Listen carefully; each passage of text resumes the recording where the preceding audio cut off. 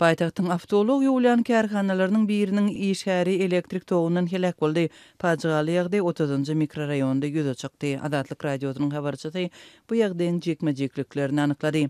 Bu betbagtçylyk 4-nji awgust avtolog ýolyan kärhananyň işgäriniň müşteriniň transport serişdesini arassalan pursadynda ýüze çykypdyr. Habarçynyň sözlerine görä 22 ýaşly adam agyr azapda ölüpdir. Ol ýene bir masyny ýuwup tordy we onuň tigirlerini gaýtadan has gowrak tüpürmek üçin ayak ýalaňaç boksa girdi. Ýuwup duran wagtynda bir zat boldy we ony elektrik togunyň güýçli zarbasy urdy. Ol uzak wagtlap aýylygan çykyrdy.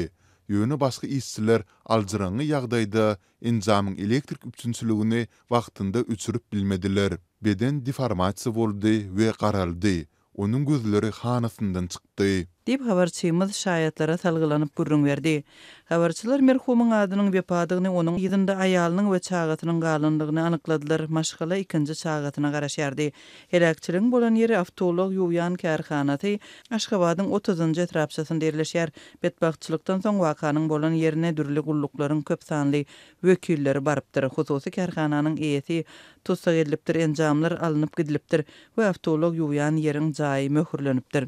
Çeşmeleriň biriniň bellemegine görä bu betbagtçylyk işgärlerde esasy howpsuzlyk bilimiň we howpsuzlyk endikleriniň ýokdugyny görkezýär. Avtolog ýuwyan kärhananyň öňki eýesi hakyna tutulan işgärlerden işlemek üçin öz hasabyna rezin ädik satyn almagy talap edipdi.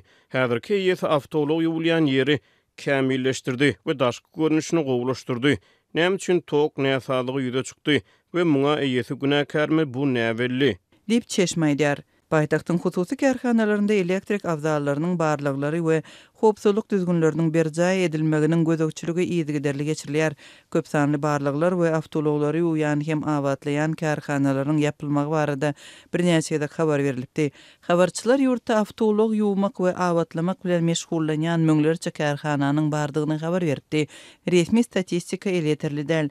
Türkmenistanda avtolog ýuwmak hyzmatlaryna uly bildirilýär. Sebäbi polisiýa ulag eýlerine transportyň hapalygy sebäpli ýygy-ýygydan jerime salýar.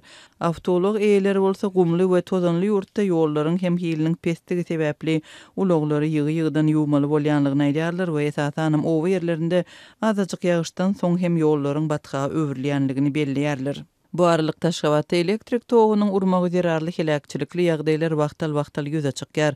Adatlyk radiosynyň habarçylaryna ma'lum bolan hadisalaryň arasynda diňe bir adamlar däl hem haýwanlar hem elektrik togundan helak bolýar. Hususan da garaşsyzlyk selgähindäki çüwdürümleriň golaýynda elektrik semleriniň izolýasiýasy bilen baglanyşykly problemalar mundan birnäçe ýyl ozal atlaryň ölümine sebäp bolupdyr. Habarçylar hatda itleriň de daşarda gezelençe diýen wagtynda çıraly sütünlere golaýlandy.